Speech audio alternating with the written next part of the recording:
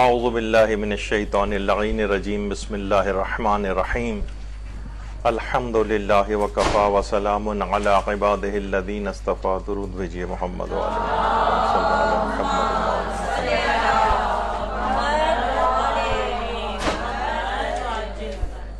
فقہی احکام میں مختلف موضوعات پر ہماری گفتگو جاری ہے، اور اس میں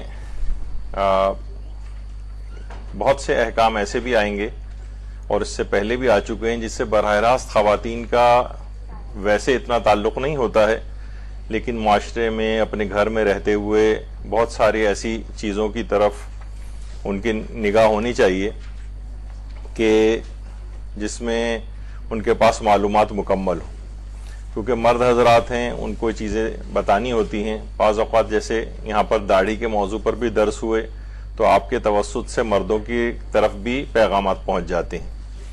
اسی طرح سے سگریٹ اور نشہ آور چیزوں کے جو فقہی احکام ہیں اس سلسلے میں بھی آج ہماری گفتگو ہوگی. اچھا، اس میں دو موضوعات ہیں. ایک تو سگریٹ کے حوالے سے ہے کیونکہ یہ اس میں زیادہ مسائل تھے، اس وجہ سے اس کو ایک الگ موضوع کے طور پر لیا گیا، اور دوسرا جو ہوگا وہ دیگر نشہ آور چیزیں جو آج کل بہت کامن ہیں، انشاءاللہ وہ اگلے نشست اور اگلے درس میں بیان کی جائیں گی. اچھا، اب دیکھیے سب سے پہلی تو چیز یہ ہے کہ اسلام میں کچھ نشے ایسے ہیں کہ جو کہ صریحاً حرام ہیں، اس کا ایک قطرہ بھی پینا جائز نہیں ہے، جیسے کہ شراب ہے. اور اس قدر اس کی مذمت بیان ہوئی ہے، جو اگرچہ آج کا موضوع نہیں ہے لیکن گفتگو تھوڑی آگے بڑھانے کے لیے، کہ پیغمبر اکرم صلی اللہ علیہ وآلہ وسلم وہ یہ فرماتے ہیں کہ تمام برائیوں کو ایک گھر میں جمع کر دیا گیا ہے اور اس کی کنجی شراب کو قرار دیا گیا ہے، اور خداوند عالم 40 دنوں تک شرابی کی کوئی عبادت کو قبول نہیں کرتا ہے، اور اس دوران شراب نوشی کے درمیان وہ مر جائے تو کافر ہو کر مرتا ہے. اور ملعون ہے وہ شخص جو کسی ایسے دسترخوان پر بیٹھے کہ جہاں پہ شراب پی جاتی ہو. خود اس دسترخوان پر بیٹھنے کے الگ سے فقہی احکام ہیں جو انشاءاللہ جو اگلی گفتگو ہوگی ہماری اگلے اتوار کو، اس میں اس کی تفصیل آئے گی. اور یہ جو نشہ آور چیزیں، البتہ اس کے اندر براہ راست سگریٹ شامل نہیں ہوتی ہے، وہ بھی آگے چل کر اس کے فقہی احکام بیان ہوں گے، لیکن عام طور پر وہ چیزیں کہ جو کہ مسکرات کہلاتی ہیں، نشہ آور چیزیں کہلاتی ہیں، چرس ہے، افیم ہے، گانجا ہے، اور اس طرح کی جو اور چیزیں ہیں، شراب وغیرہ، تو اس کے متعلق ہمارے چھٹے امام جعفر صادق علیہ الصلوۃ والسلام فرماتے ہیں کہ بے شک دنیا میں نشہ والی چیزوں سے سیراب ہونے والے پیاسے مریں گے، پیاسے ہی اٹھائے جائیں گے اور پیاسے ہی جہنم میں داخل کیے جائیں گے.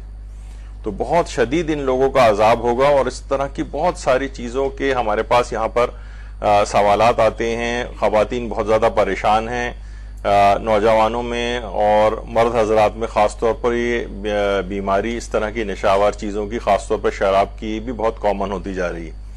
آج سے تقریباً 10-15 سال پہلے، 20 سال پہلے اگر شراب کی کوئی بات آتی بھی تھی تو عام طور پر علماء حضرات صرف نظر کر کے اس سے گزر جاتے تھے کہ معاشرے میں مومنین کے درمیان یہ رائج نہیں تھا.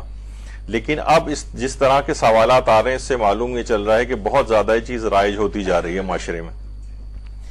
تو بہرحال یہ تو نشہ آور چیزیں ہو گئیں.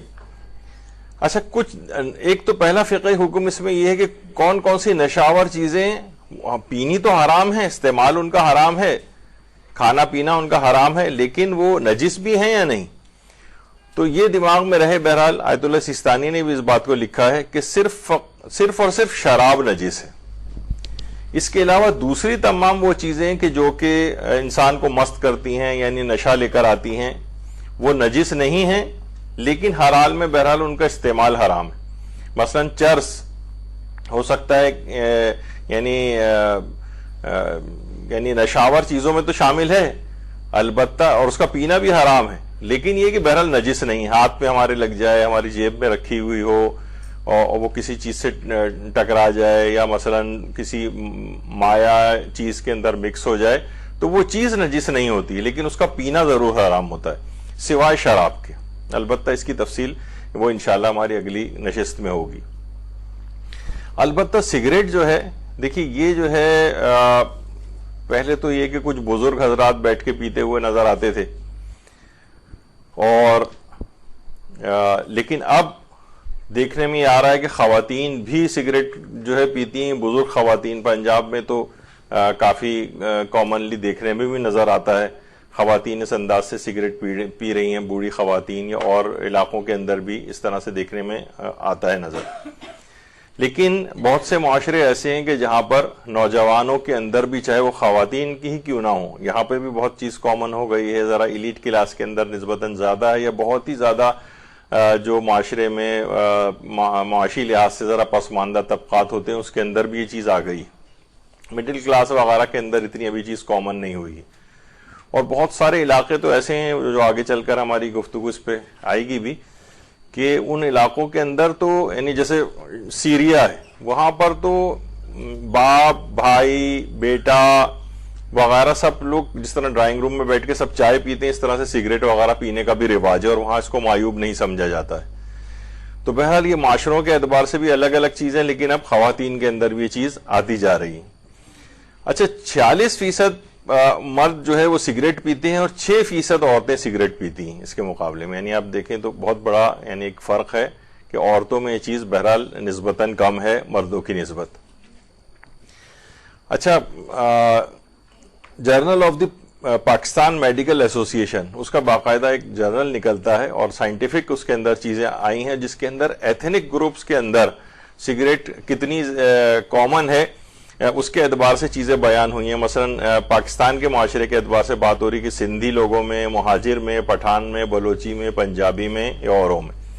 تو آپ لوگ سن کر دیکھ کر بھی حیران ہوں گے، جو اس کا ڈیٹا جمع کیا گیا ہے، اس میں اسموکرز کی جو عورتوں اور مردوں کی تعداد ہے وہ سب سے زیادہ تمام ایتھنک گروپس میں، جو لسانی گروپس پائے جاتے ہیں، اس میں سب سے زیادہ مہاجر افراد کے اندر ہے. مہاجر مردوں میں بھی اور مہاجر عورتوں میں بھی. اور اس کے بعد پھر پنجاب ہے، اور اس کے بعد پھر سندھ وغیرہ اور بلوچستان ہے، اور پھر دیگر اور کمیونٹیز کے اندر ہے. لیکن اس کے اندر بھی آپ دیکھیں کہ اسموکرز کی جو تعداد ہے وہ میل اور فیمیل دونوں میں، مہاجروں کے اندر جو ہے وہ بہت زیادہ ہے. ابھی ہم یہاں کوئی لسانی ٹائپ کی بات نہیں کر رہے، صرف ایک ویسی بات کر رہے ہیں کہ کون سے ایتھنک گروپس کے اندر سگریٹ اسموکنگ بہت زیادہ بڑھ گئی ہے اور کہاں تک بات پہنچ گئی ہے. اچھا، بہت سے لوگ یہ ہوتا ہے کہ شروع میں دیکھیے کوئی بھی شخص ماں کے پیٹ سے تو سگریٹ پیتا ہوا پیدا نہیں ہوتا ہے. بہت سے لوگ صرف دوستوں وغیرہ کے ساتھ ٹرائی کے طور پر کرتے ہیں.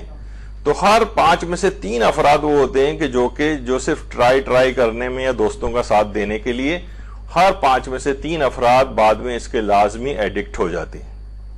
ایک کا دکا ہی جو ہے سمجھیں 2 افراد بچتے ہیں کہ جو کہ بس اسی ٹرائی کی حد تک رہے اور اس کے بعد پھر انہوں نے نہیں پی سگریٹ کو. اچھا، بچوں کے اندر بھی چیز ہوتی جا رہی ہے، بچوں نے بھی پینی شروع کر دی ہے. تو اس لحاظ سے بہت زیادہ بچنے کی ضرورت ہے. ابھی آگے چل کر فقہی احکام بھی بہت سی چیزوں کے بیان ہوں گے. اچھا، ابھی ہم سب سے پہلے آغا سیستانی کا فتویٰ بھی فی الحال میں بیان نہیں کر رہا، وہ آگے چل کے بیان ہوگا. سگریٹ کو صریحی طور پر حرام قرار دینے کے ابھی آپ دیکھیں گے آغا سیستانی کا بھی اور دیگر مراجع کا بھی، صرف 2 فتاووں کو چھوڑ کر. اس میں یہ ہوتا ہے کہ اگر نقصان پہنچنے کا آپ کو وہ ہے، ہر شخص کے اپنے مکلف کے اوپر ہے کہ وہ دیکھے مجھے کتنی سگریٹ پینے سے نقصان ہو سکتا ہے. ابھی چل کر اس کی تفصیل آئے گی. لیکن 2 فتاوے ایسے ہیں، ایک تو موجودہ مراجع میں سے ایک کا ہے کہ جس میں انہوں نے حرام قرار دیا ہے، یعنی صحت کے اعتبار سے اور دیگر بہت سارے پہلوؤں کے اعتبار سے. اور ایک سیاسی فتویٰ گزر چکا ہے. یعنی 2 فتوے صریحاً تمباکو پینے کے یا مثلا سگریٹ پینے کے، حقہ پینے کے، یعنی جس کی جتنی بھی اقسام ہوتی ہیں دخانیات، اس کے اندر یہ سب چیزیں آ جاتی ہیں. اس میں سگریٹ کے معنی یہ نہیں کہ جہاں سگریٹ بیان ہو رہا ہے تو وہاں حقہ، شیشہ، بیڑی اور اس طرح کی چیزوں کی جو ہے نا وہ اجازت مل جائے گی. نہیں، جہاں یہ سب ایک ہی حکم میں. تو حرمت تمباکو کے 2 فتوے جو ہیں بہت زیادہ مشہور ہیں. آج کل کے زمانے میں تو آیت اللہ شیخ ناصر مکارم شیرازی، ان کا ایک زمانے تک وہی والا فتویٰ تھا جو دیگر مراجع کا ہے.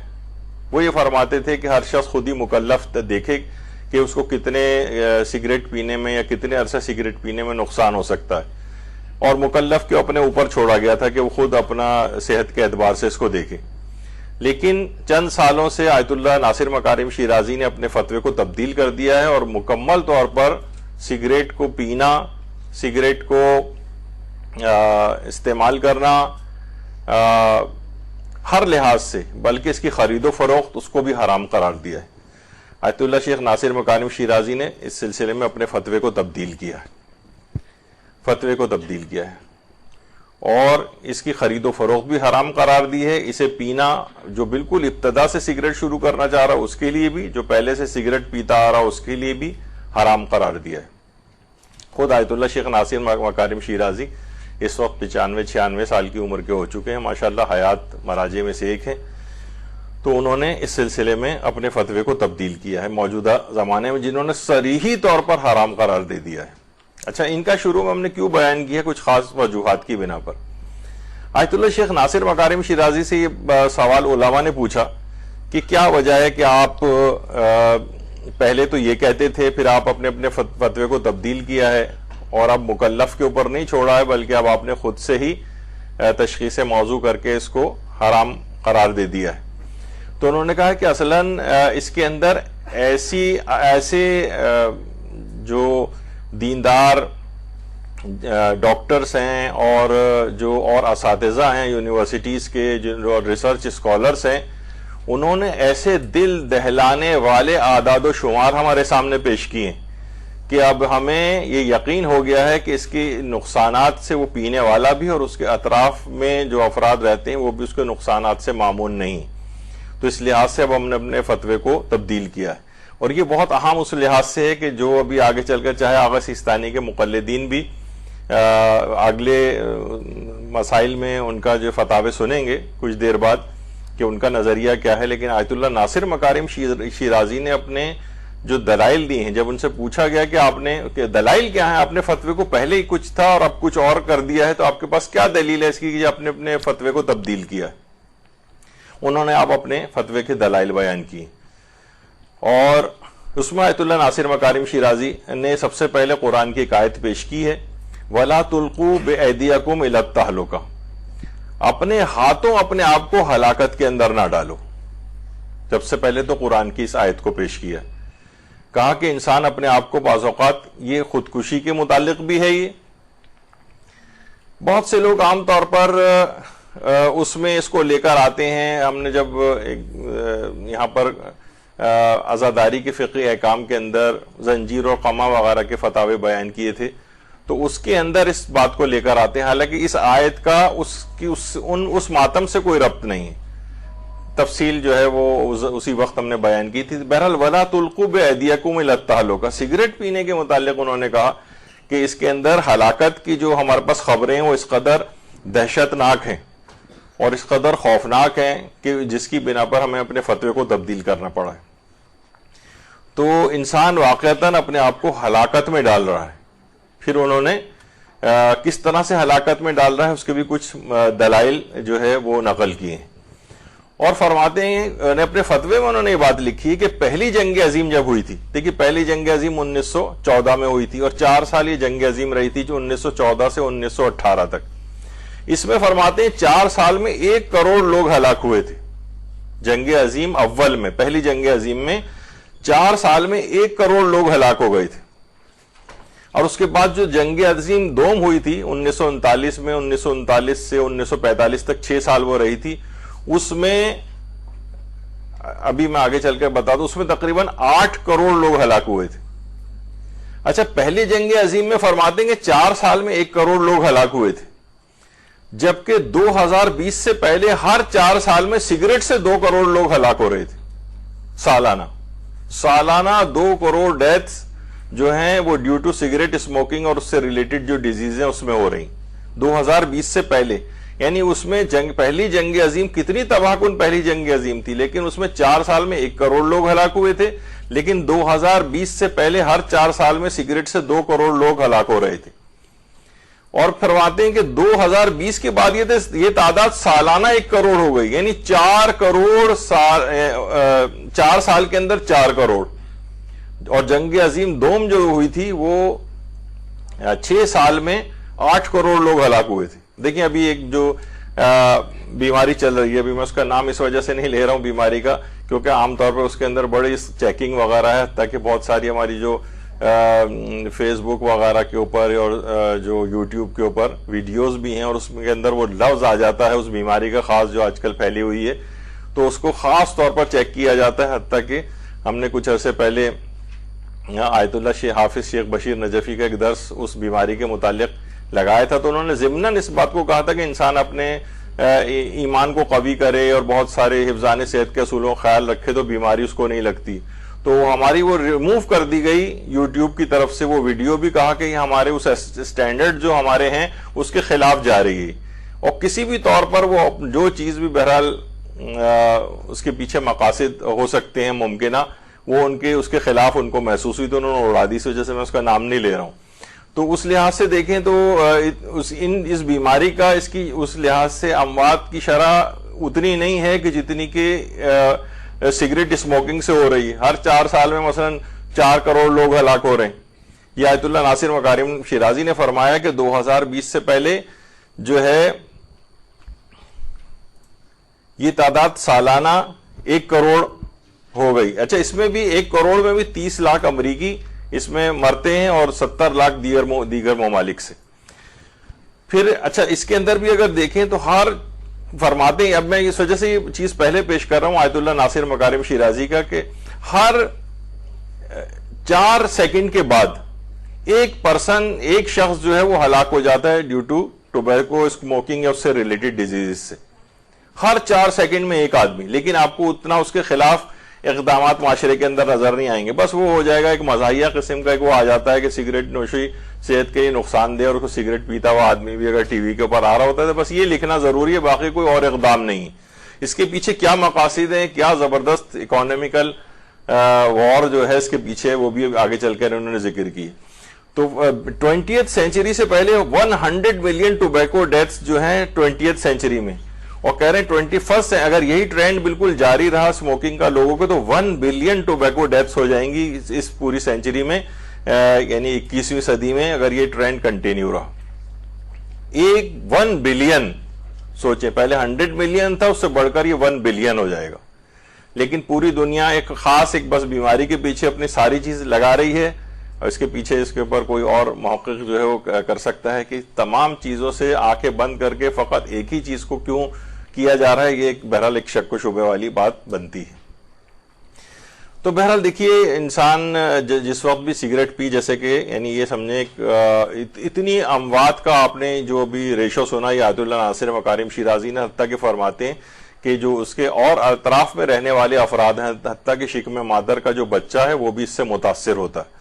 جو بھی پیدا بھی نہیں ہوا اس کے کتنے برتھ ڈیفیکٹس اور ان چیزوں کے ساتھ جو کہ وہ مدر کے جو کہ پیتی ہے یا پیسیو اسموکنگ کے طور پر اس کو پینی پڑتی ہے. مثلا شوہر پی رہا ہے وہ کمرے کے اندر بیٹھ کے, اور ابا حضور پی رہے ہیں, اور وہ اس میں دھواں جا رہا ہے جسم کے اندر. اور افراد جیسے کہ ابھی آگے چل کر آپ خود سنیں گے کہ تقریباً 100 میں سے 70% ڈیتھس تو ایکٹیو اسموکنگ کرنے والوں کی ہوتی ہے, اور جو پیسیو اسموکر ہوتے ہیں جو سونگ رہے ہیں بیچارے ادھر ادھر بیٹھے ہوئے, 30% ڈیتھس ان کے اندر بھی اس وجہ سے. تو بہرحال یہ تمام چیزیں جو نقصان دیں. تو پہلی تو چیز وَلَا تُلْقُوا بِأَيْدِيكُمْ إِلَى التَّهْلُكَةِ, اپنے آپ کو ہلاکت میں نہ ڈالو. ایک قرآنی دلیل پیش کی تھی آیت اللہ ناصر مکارم شیرازی نے اپنے تفصیلی فتویٰ میں. دوسری دلیل پیش کی ہے پیغمبر اسلام صلی اللہ علیہ وآلہ وسلم,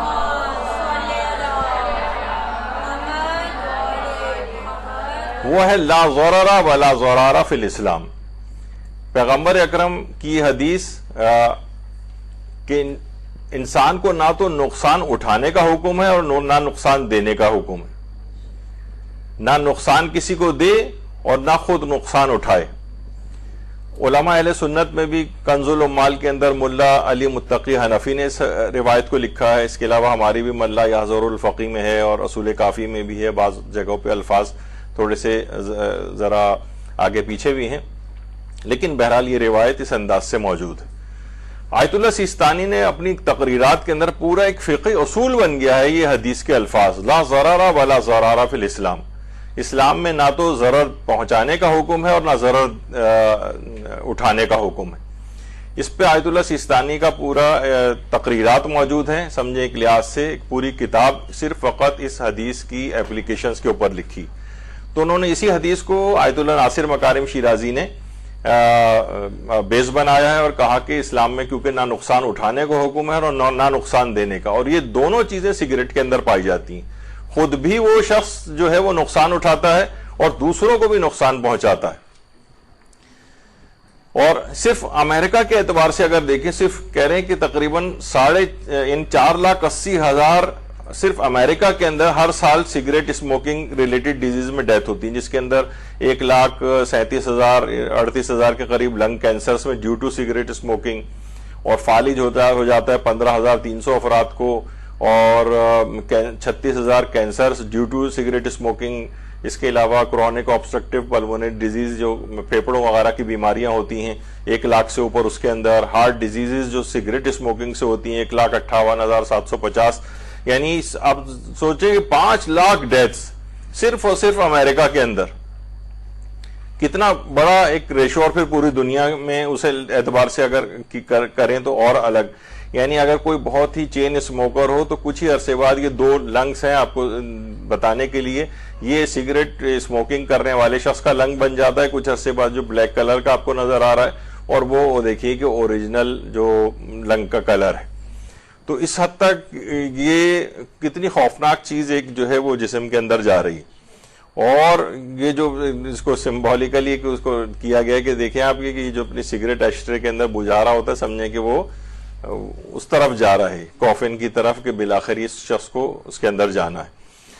تو اور اس سے متعلق اتنی بیماریاں ہیں کہ اب یہ آپ دیکھ رہے ہیں کہ یہ صرف اور صرف کوئی آرگن ایسا نہیں ہے جو اس سے افیکٹ نہیں ہو رہا ہو. یہ آیت اللہ ناصر مکارم شیرازی کا سارا میں بتا رہا ہوں کہ انہوں نے جو اپنے فتوے کے اندر اس میں جو تباہ کن اور دل دہلان دینے والے انہوں نے کہا کہ جو اعداد و شمار ہمارے پاس آئے کہ کوئی جسم کا عضو اور ایسا نہیں ہے، آرگن ایسا نہیں کہ جو اس سے بہت خطرناک حد تک متاثر نہ ہوتا ہو. اور یہ بھی کہا جاتا ہے واقعتاً کہ اگر کوئی شخص سگریٹ اسموکنگ چھوڑنا چاہے تو اسے چاہیے کہ وہ جہاں پہ سگریٹ اسموکنگ کی وجہ سے جو مریض ٹرمینلی ال ہیں ایک دفعہ جا کر وہاں وزٹ کر لے.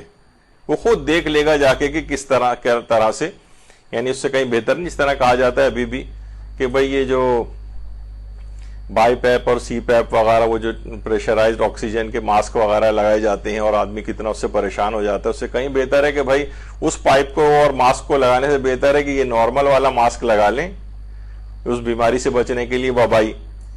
اور یہ والی ٹیوبز مختلف وینٹیلیٹرز کی اور یہ سب جو لگیں گی، اس سے کہیں بہتر ہے کہ انسان سگریٹ اسموکنگ کو ہی ترک کر دے، جس سے ریلیٹڈ یعنی واقعتاً ہاسپٹل جو بھرے پڑے ہیں ایسے مریضوں سے.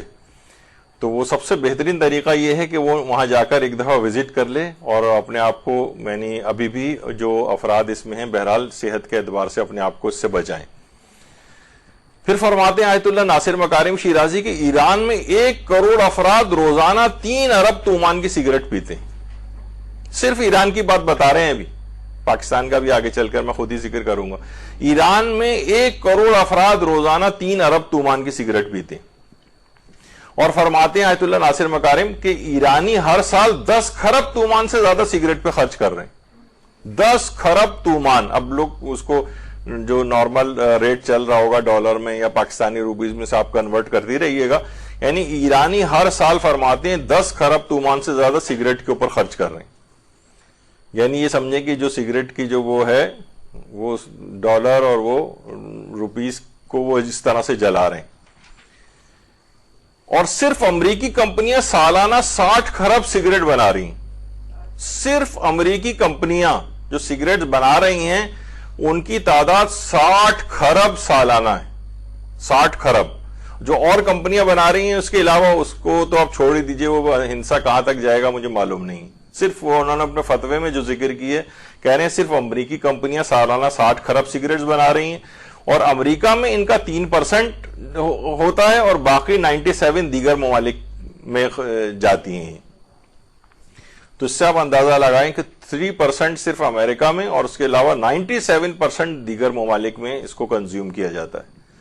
اور امریکی کمپنیاں صرف سالانہ 3 کھرب ڈالرز منافع کما رہی ہیں اس کے اوپر.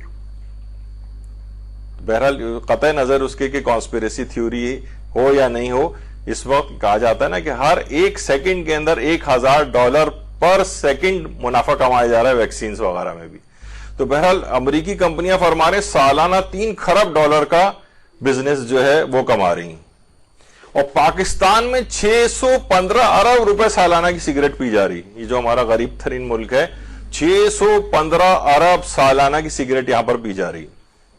یعنی اپنی صحت بھی خراب کر رہے ہیں کوئی. تو آپ یہ دیکھیں، تو ایک تو پہلا چیز آیت اللہ ناصر مکارم شیرازی کی ہو گئی، اور یہ دوسرا یہ تو تھا صحت کے اعتبار سے اور معاشی اعتبار سے بھی کہا جائے اس کو، اس اعتبار سے اس کو حرام قرار دینے کا فتویٰ. دوسرا تحریم تمباکو کا فتویٰ تھا مرزا بزرگ شیرازی کا. آیت اللہ مرزا شیرازی 1890 یا 95 میں ان کا انتقال ہوا ہے. اور آیت اللہ مرزا شیرازی یہ شیخ مرتضی انصاری کے شاگرد تھے، اور خود ان کے اپنے شاگرد بھی آیت اللہ سید محمد کاظمی یزدی، جن کی یہ عروۃ الوثقی کتاب ہے، وہ انہی کے شاگرد تھے. اس کے علاوہ مرزا تقی شیرازی وہ انہی کے شاگرد تھے. ملا کاظم خراسانی وہ ان کے شاگرد تھے. آیت اللہ شیخ فضل اللہ نوری مشروطہ والی تحریک والے وہ ان کے شاگرد تھے. تو اتنے بڑے بڑے اور شاگرد ان کے تھے، اور یہ خود شیخ مرتضی انصاری کے تھے. انہوں نے ایک سیاسی فتویٰ دیا تھا سگریٹ اور تمباکو کے سلسلے میں. اس زمانے میں جس طرح ایسٹ انڈیا کمپنی یہاں پر آئی تھی انڈیا میں، اور جو اب یہ پاکستان اور انڈیا دونوں کا ہے، اور وہاں پر آ کر انہوں نے اپنے پنجے گاڑ لیے تھے صرف تجارتی طور پر. تو اور اس کے بعد پورا قبضہ کرتے چلے گئے تھے. تو اسی طریقے سے ایک ایرانیوں کے ساتھ بھی انہوں نے معاہدے کیے تھے یورپ کی کمپنیوں نے، اور وہ تمباکو یہاں پر تمباکو کے ذریعے ایران میں انٹر ہونا چاہ رہے تھے. تو آیت اللہ مرزا شیرازی بزرگ نے فتویٰ دیا اس سلسلے میں، اور یہ ان کی اپنی تحریر ہے فتوے کی. بسم اللہ الرحمن الرحیم. الیوم استعمال تمباکو و توتون بأی نحو کانا در حکم محاربہ امام زمان صلوات اللہ علیہ است. اللہم صلی علی محمد. فرماتے ہیں الیوم آج کے روز تمباکو اور تمباکو سے ریلیٹڈ اور جتنی بھی اس طرح کی چیزیں ہیں ان کا استعمال کرنا ایسا ہی ہے جیسے امام زمانہ علیہ السلام سے جنگ کی جائے. اور اس کے بعد یہ بس مختصر سا فتویٰ انہوں نے دیا، اور پورے ایران کے اندر ایک تہلکہ مچ گیا کہ کتنے لوگ اس زمانے میں ایڈکٹ تھے، حتیٰ کہ جو زمانے میں بادشاہ تھا سلطان ناصر الدین شاہ قاجار، جو زمانے میں بادشاہ تھا ایران کا، یہ خود بھی تمباکو کا بہت عادی تھا. بہت زیادہ تمباکو پیا کرتا تھا، حقہ پیا کرتا تھا، سگریٹ وغیرہ پیا کرتا تھا. تو انہوں نے حکم جاری کر دیا، حتیٰ کہ بادشاہ کی جو اپنی بیوی تھی وہ بھی اس کی بہت عادی تھی. لیکن انہوں نے کیا کیا کہ سب نے اپنے اپنے حقے توڑ دیے، اور بادشاہ کے محل سے بھی تمام حقے غائب کر دیے گئے. اب اگلے دن بادشاہ نے آیا اور کہا کہ میرا حقہ لے کر آؤ، تو اس نے کہا کہ نہیں، حقے تو ہٹا دیے گئے سارے. کہا کس کے حکم سے ہٹائیں؟ تو بادشاہ کی بیوی نے کہا سلطان ناصر الدین شاہ قاجار کی کہ اسی کے حکم سے ہٹائے ہیں جس کے حکم سے میں آپ کے اوپر حلال ہوئی تھی. یعنی مجتہد کے حکم سے اسی نے یہ حکم جاری کیا ہے. بہرحال بادشاہ کچھ نہیں کر سکا. اور اس کے بعد یہ جو ایک پوری تحریک ہے جسے نہضت تمباکو کہا جاتا ہے، پورے ایران سے جتنے بھی حقے تھے سارے کے سارے توڑ دیے گئے، سارے تمباکو، اور پوری وہ دشمنوں کی سازش ناکام ہو گئی کہ ایران میں جس انداز سے وہ لوگ داخل ہونا چاہ رہے تھے. یہ تحریم تمباکو کا جو فتویٰ ہے، ایک تو میں نے کہا کہ صحت کے اعتبار سے جو اس کے آیت اللہ ناصر مکارم شیرازی کا جو بالکل دو ٹوک قسم کا جسے فتویٰ کہا جائے، اور ایک سیاسی نوعیت کا فتویٰ تھا آیت اللہ شیرازی کا. تو بہرحال یہ دو اس لحاظ سے بہت ہی اہم فتاوے گزرے. اچھا اب آ جائیے آیت اللہ سیستانی کیا فرماتے ہیں. اچھا اس کے اندر دو طرح کے لوگوں سے عام طور پر لوگ سوال پوچھتے ہیں. کہا کہ ایک تو مبتدا کے اعتبار سے اور ایک معتاد کے حوالے سے. مبتدا کے یعنی جو بالکل ابھی سگریٹ نوشی شروع کرنا چاہ رہا ہے اس کے لیے پینا کیسا ہے. اور دوسرا معتاد. معتاد وہ ہے جو پہلے سے پیتا ہوا آ رہا ہے, اب عادی ہو چکا ہے, بار بار پیتا ہے, ایڈکٹ ہو گیا ہے مثلا اس کا. تو یہ علماء سے عام طور پر سوال کیا, اور لوگوں کے دماغ میں یہ عام طور پر ہوتا ہے کہ, اور مشہور بھی ہوا یہ, بعض آیت اللہ خوئی کے حوالے سے بھی بات مشہور ہوئی تھی, آیت اللہ سیستانی کے اعتبار سے بھی مشہور ہوئی کہ جو پہلی دفعہ پینا چاہ رہا ہے اس کے لیے پینا حرام ہے, جو پہلے سے پیتا آ رہا ہے اس کے لیے جائز ہے. یہ اس قسم کی بات مشہور ہوئی.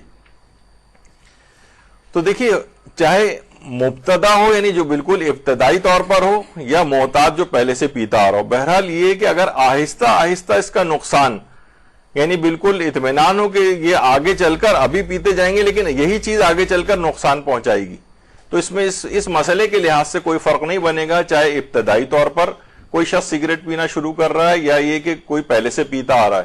صحت کے لیے اگر نقصان چاہے مستقبل میں ہی کیوں نہ ثابت ہو جائے تو اول سے بھی اس کا پینا حرام ہو سکتا ہے, لیکن ابھی نقصان کی بھی بات ابھی آگے چل کر آئے گی. تو بہرحال ابتدائی طور پر تو ظاہر ہے جسم کے دیکھیے ہر عضویز کے اندر وہ ہوتا چلا جاتا ہے, دانت بھی خراب ہونے لگتے ہیں, پھیپڑوں کی تو صورتحال اس سے پہلے آپ دیکھ ہی چکے ہیں. تو آقا خوئی سے بھی پوچھے گئے یہ سوال, آقا سیستانی سے بھی پوچھے گئے کہ میں نے ابھی مثلا 3 مہینے پہلے سے ہی سگریٹ شروع کی ہے اور بہت سے افراد سے یہ بات سنی ہے کہ یہ صرف ابتدا جو لوگ کریں ان کے لیے پینا حرام ہوتا ہے, تو یہ بات کیا صحیح ہے؟ تو وہاں سے جواب آیا کہ نہیں, یہ بات صحیح نہیں ہے. یعنی یہ ابتدا والا مسئلہ اور معتاد والا مسئلہ یہ عام طور پر نہیں. اور یہ بھی پوچھا گیا کہ کیا ابتدائی طور پر تدخین یعنی یہی سگریٹ وغیرہ پینا یا دھوئیں والی جو چیزیں جتنی بھی ہیں اس طرح سے پینا, تو فرمایا کہ اس کی حرمت کی کوئی دلیل نہیں ہے سوائے اس کے کہ ضرر بلیغ کسی کو ہو, یعنی نقصان, سخت نقصان پہنچنے کا امکان ہو, تو پھر نقصان, پھر یہ حرام ہو سکتا ہے. پھر یہ بھی پوچھا گیا ابتدائی طور پر اس کی ابتدا کرنا کیسا ہے, تو جواب یہی آیا کہ ابتدا کرنا یعنی اگر کوئی نقصان نہیں ہے تو ابتدا کرنا جائز ہے, یعنی کہ اگر نقصان نہ ہو. اصل میں مسئلہ یہ کہ مجتہدین جو ہے یہ اس کے اوپر یعنی عقلی چیزوں کے اوپر, جو عقلی اصول ہیں اس کے اوپر ان چیزوں کو پرکھتے ہیں.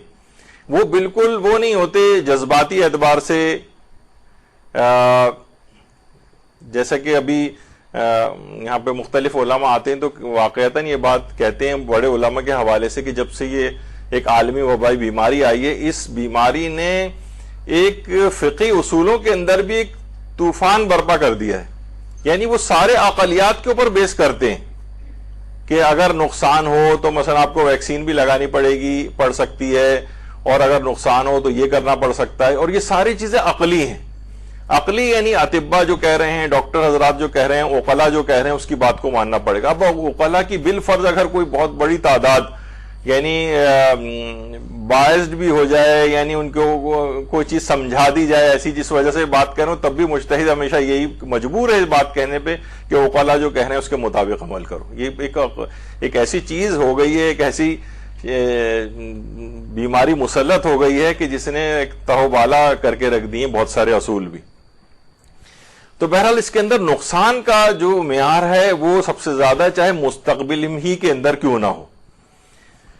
اچھا, آیت اللہ سیستانی سے کے مطابق یعنی جو جوابات دیے جاتے ہیں اس میں ایک اگر کوئی ابتدائی بندے کے لیے سگریٹ نوشی کا کیا حکم ہے, تو اگر سگریٹ نوشی سے اسے کافی ضرر ہو, کافی زیادہ, ابھی اس کا معیار آئے گا, تو اگرچہ یہ ضرر مستقبل ہی میں کیوں نہ ہو, مستقبل میں ہوگا, تو مبتدا کے لیے بھی سگریٹ نوشی حرام ہے. لیکن اگر وہ کم مقدار میں سگریٹ نوشی کرتا ہے جس سے کافی ضرر واقع نہیں ہوتا تو پھر اس کے لیے جائز ہے. مثلا اکا دکا کا بھی کوئی سگریٹ پی لے, اگرچہ اس پہ بھی آگے چل کر ہم ایک گفتگو کریں گے کہ عقلاء کے نزدیک یا ڈاکٹرز کے نزدیک, ابھی آگے چل کے وہ بات بھی آئے گی. تو معیار کیا ہے, وہ بہت زیادہ نقصان ہے چاہے مستقبل میں کیوں نہ ہو, بہت معمولی سا نقصان ہے. پھر اگلا سوال پوچھا گیا سگریٹ نوشی کے عادی بندے کے لیے کیا حکم ہے, وہ تو ابتدا کرنے والے کے لیے تھا.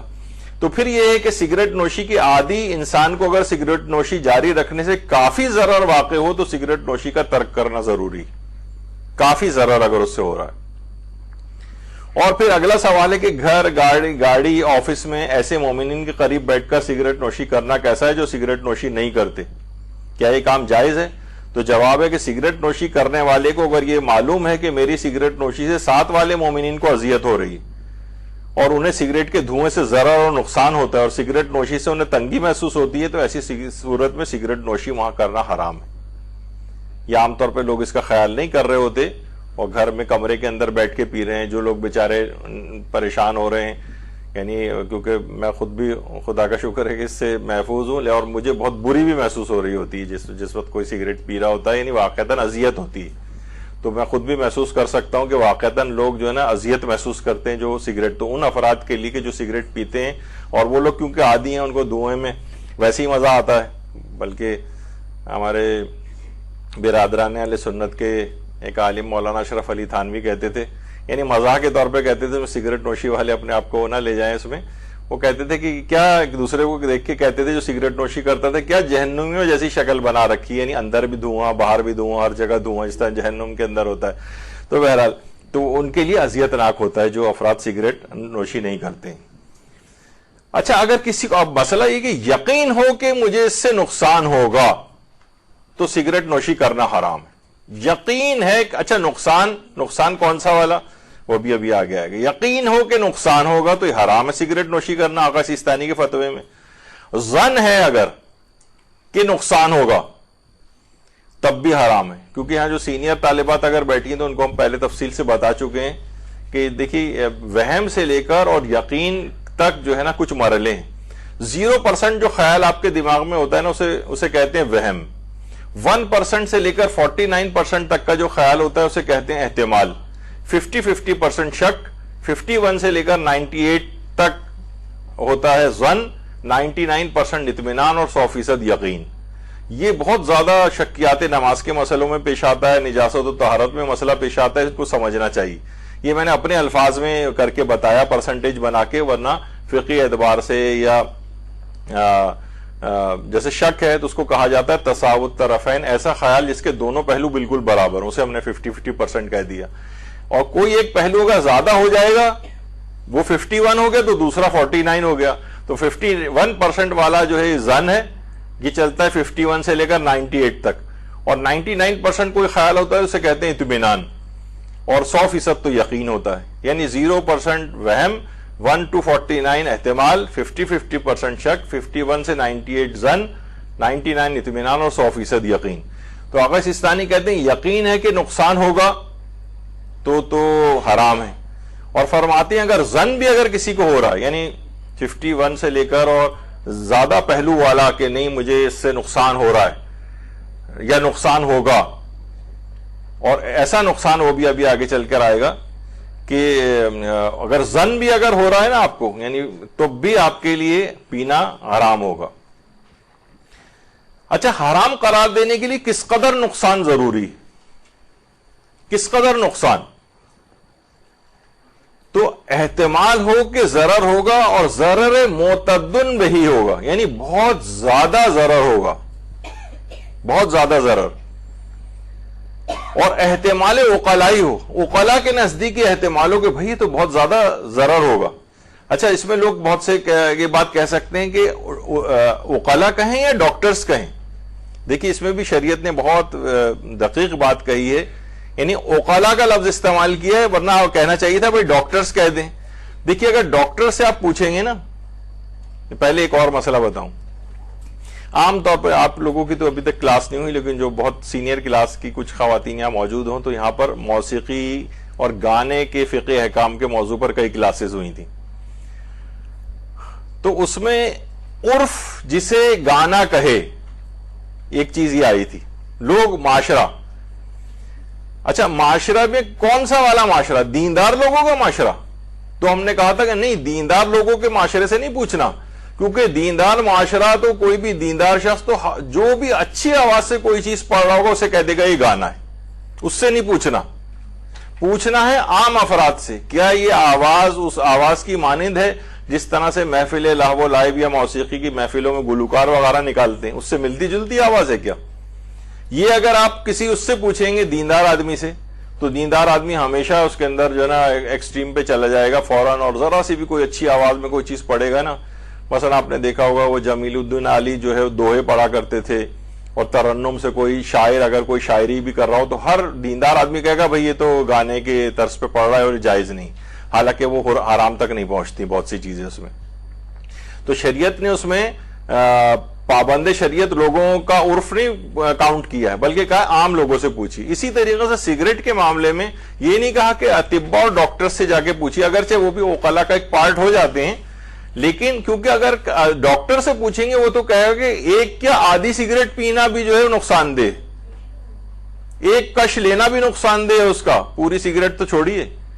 تو اس وجہ سے ڈاکٹر سے نہیں پوچھنا, یہ ایک سگریٹ کا ایک کش لینے سے حرمت کا حکم نہیں آئے گا. عقلاء کہیں کہ بھائی اس سے آپ کو بہت زیادہ, آپ اگر اس طرح سے پیتے رہے تو اتنے عرصہ پینے سے آپ کو بہت زیادہ جو ہے آپ کو نقصان پہنچے گا. تو عقلاء کے نزدیک, اچھا عقلاء میں بھی عام یعنی عقلاء کی بہت بڑی تعداد یہ کہے, یہ نہیں کہ کوئی ایک آدمی, کوئی افلاطون اور سقراط بقراط ٹائپ کے بہت سارے ہوتے ہیں, تو وہ کوئی ایک آدمی معیار نہیں ہے, بلکہ عقلاء کا ایک پورا معاشرہ وہ کہے گا بھئی آپ جتنی سگریٹ پی رہے ہیں تو آپ کے لیے نقصان دہ. لیکن کوئی مثلا بالفرض اگر ایک سگریٹ پی رہا ہے اور کئی دن بعد پھر دوسری سگریٹ پی رہا ہے مثلا, تو عقلاء نہیں کہیں گے کہ اس کے لیے مستقبل میں کوئی بہت بڑا خطرہ ہے. تو آقا سیستانی کے فتوے میں یہ اس قدر حرمت کے لیول تک نہیں پہنچے گا.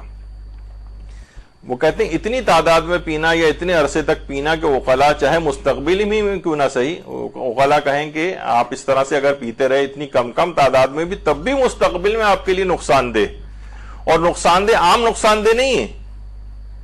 جیسے کوئی کہے کہ جناب مجھے سگریٹ پینے سے تیزابیت ہو جاتی ہے, تو تیزابیت معدے میں ہونا یہ اتنا بڑا ضرر نہیں ہے کہ جس سے آج حرمت کا فتویٰ دیا جا سکے. کوئی کہے کہ مثلا مجھے سگریٹ نہیں پیوں تو مجھے مثلا قبض ہو جاتا ہے, تو یہ اتنا بڑا مسئلہ شمار نہیں کیا جاتا. یعنی واقعتاً کو کہا دل کے بیمار ہو جائیں گے, دل کا دورہ پڑے گا, ڈیتھ ہو سکتی ہے, کینسر ہو سکتا ہے, فلاں چیز ہو سکتی ہے, اس میں پھر کہا جائے گا کہ ہاں یہ عقلاء کہہ رہے ہیں اب تو یہ, اور یہ قابل اعتنا ضرر ہے. اچھا اگر اطمینان ہو کہ اس قدر کم سگریٹ پیئیں گے تو نقصان نہیں ہوگا, تو پھر آقا سیستانی کے نزدیک حرام نہیں. یعنی اتنی کم تعداد ہے, اب یہ کوئی تعداد کوئی بتا نہیں سکتا ہے کہ کس کے لیے کیا ہو سکتا ہے, انڈیویجول اعتبار سے ہو, ہر شخص کے اعتبار سے الگ الگ ہو سکتی ہے. ابھی آگے چل کر میں ایک دو مثالیں دوں گا جو میں نے خود اپنی آنکھوں سے دیکھی ہیں. اگر سگریٹ سے بہت معمولی ضرر ہو, جیسے یہی میں نے کہا مثلا قبض ہو جائے گا یا تیزابیت ہو جائے گی یا میں کنسنٹریٹ نہیں کر پاؤں گا صحیح طرح سے, یعنی اتنی یعنی بہت معمولی سا کوئی ضرر ہے, تو یہ قابل اعتنا شمار نہیں ہوتا, اس پہ حرمت کا حکم نہیں لگے گا. بہرحال ہر شخص کے اپنے اعتبار سے مکلف کی خود کی ذمہ داری کو دیکھے کہ کتنا. اگر زیادہ نہ پیے اور مہم نقصان نہ ہو, یعنی بہت زیادہ نہ پیے اور بہت زیادہ نقصان نہ ہونے کا اطمینان ہو, تو پھر یہ حرام کی حد تک آقا سیستانی کے فتوے میں نہیں پہنچتا ہے. لیکن بہرحال وہ جو آپ نے اس سے پہلے جب بھی میں نے آیت اللہ ناصر مکارم شیرازی کہ سارے وہ جو انہوں نے نقصانات اپنے فتوے کے اندر بیان کیے ہیں, جو انہوں نے تمام ڈیٹا جمع کیا ہے مختلف جگہوں سے, اور اس کے کتنے اور پہلو بھی ہیں معاشی اور جو ہیں وہ بھی آپ کے سامنے ہیں. تو بہرحال یہ ایک نقصان دہ سودا تو لگتا ہے, لیکن بہرحال مجتہد اس میں زیادہ دخل نہیں دیتا, وہ ہر آدمی پہ خود ہی چھوڑتا ہے, جیسے کہ آیت اللہ سیستانی. اگر سگریٹ کا عادی اور مسلسل پینا نقصان دہ ہو اس کے لیے, کیونکہ یہ سلسلہ رکتا تو نہیں ہے, روزانہ ایک تو نہیں پیتا, پھر عادی شخص جو ہے وہ 3 پیتا ہے, پھر 4 پیتا ہے, پھر 5 ہونے لگتی ہیں, پھر 6 ہونے لگتی ہیں. اس طرح سے بہت سے لوگ تو صرف ایک سگریٹ صبح میں ایک دفعہ صرف سلگاتے ہیں, پھر ایک سگریٹ سے ہی دوسرے سگریٹ کو کرتے جاتے ہیں اس طرح سے. تو بہرحال سگریٹ کا عادی اسے پینا مسلسل نقصان دہ ہو تو پھر حرام ہو جائے گا. اچھا اگر ترک سگریٹ میں ضرر شدید ہو, یہ بھی علماء نے ایک احتمال کے طور پر لوگوں نے سوال پوچھیں گے بھئی ہمیں سگریٹ پینے سے اتنا نقصان نہیں جتنا سگریٹ چھوڑنے سے نقصان ہو رہا ہے, ودڈرال سمٹمز ہو رہے ہیں. ابھی آگے چل کر ہم ویسے ذکر کریں گے کیونکہ یہ ایک ہفتے سے زیادہ بہت ہوا تو ودڈرال سمٹمز جو 1 مہینے سے زیادہ نہیں ہوتے, تھوڑے دن انسان بس اپنے آپ کو روک کے رکھ لے, پھر یہ ودڈرال سمٹم جو ہوتے ہیں جب دور ہوتا ہے تو کچھ چیزوں میں جیسے سگریٹ نوشی کے عادی افراد جو ہوتے ہیں رمضان آ جاتے ایک دم سے چھوڑتے ہیں, تو چڑچڑاپن آ جاتا ہے اور بہت پریشان ہوتے ہیں اور بس ادھر افطار کیا انہوں نے اور ادھر فوراً سگریٹ سلگاتے ہیں. تو وہ نکوٹین وغیرہ کے جو ودڈرال ہوتا ہے اس کی وجہ سے وہ سمٹم ہوتے ہیں, لیکن وہ زیادہ دن نہیں رہتے, مشکل سے 1 ہفتہ رہتے ہیں, کسی کو بہت زیادہ بھی ہوئے تو 1 مہینے سے زیادہ نہیں ہے اور آہستہ آہستہ فیڈ ہوتے جاتے ہیں. تو اگر ترک سگریٹ میں ضرر شدید ہو تو ظاہر ہے پھر ضرر شدید والی پہلو کو لینا پڑے گا اور اتنی مقدار میں پھر پی سکتے ہیں کہ وہ ضرر شدید نہ ہو, لیکن یہ احتمالات ہیں, عام طور پر ہوتا نہیں ہے, جیسے میں نے کہا کہ نقصان اتنا نہیں. اور اگر ترک کا ضرر مساوی یا زیادہ ہو, یہ بھی ایک احتمالی سی بات ہے, یعنی اگر چھوڑ رہے ہیں ہم سگریٹ تو اس کا نقصان جو ہے یا تو مساوی ہے یا زیادہ نقصان ہو رہا ہے, اس صورت میں بھی پھر واجب نہیں ہے سگریٹ کا چھوڑنا. یعنی مجتہدین سے مختلف سوالات پوچھے جاتے ہیں, جو سوال پوچھتے ہیں اسی کے مطابق جواب دیتے ہیں, یہ نہیں کہ وہ اس کو آپ پروموٹ کر رہے ہیں اس چیز کو, یہ مراد نہیں ہوتی. اچھا, البتہ نشہ آور چیزیں جو اور ہیں ان میں اگر ضرر بلیغ نہ بھی ہو, یہ ہم اگلی نشست میں بیان کریں گے. مثلا کوئی کہے بھائی مجھے شراب سے تو کوئی 1 پیگ میں شراب کا پی رہا ہوں, مجھے تو کوئی ضرر نہیں, اس کا تو 1 قطرہ بھی آپ نہیں پی سکتے. کوئی کہے کہ بھائی چرس میں پی رہا ہوں لیکن اس سے مجھے ضرر بلیغ تو نہیں ہو رہا ہے 1 آدھ چرس کا اگر میں کش لگا لوں, نہیں, وہ احتیاط واجب کی بنا پر جو یہ نشاور چیزیں, یہ نشہ یعنی اگر کسی کو پہ وقتی طور پر اثر نہیں بھی اگر کر رہا ہے تب بھی ان کے لیے احتیاط واجب کے طور پر پینی جائز نہیں, یعنی یہ چرس, بھنگ, افیم وغیرہ. لیکن یہ اگلی نشست میں بات آئے گی. یہی آیت اللہ خامنہئی سے بھی پوچھا گیا, وہ بھی کہتے ہیں کہ میزان جو ہے اصل میں نقصان ہے, حکم تابع میزان ضرر آست, یعنی اس کا جو مین جو سگریٹ کو حرام قرار دینے کا جو میزان ہے وہ یہ ہے کہ نقصان ہوگا اور نقصان قابل ملاحظہ ہوگا, اور دوسروں کے لیے, خود اپنے لیے اور دوسروں کے لیے اگر اذیت کا باعث ہے تو پھر جائز نہیں. یہ انہوں نے اپنے فتوے میں کہا, یعنی وہی کم و بیش آقا سیستانی والا فتویٰ رہبر معظم کا بھی.